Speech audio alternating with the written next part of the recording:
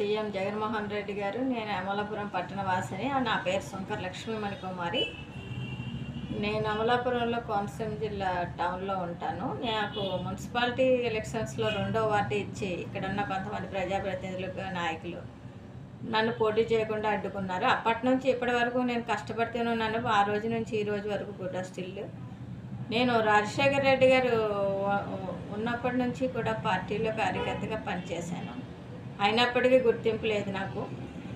మాది one of the family టౌన్లో, ఒక రాజకీయ పలుకుబడి గల ఫ్యామిలీ. నాకంటూ ఒక కొంత ఓటు బ్యాంకింగ్ కూడా ఉంది.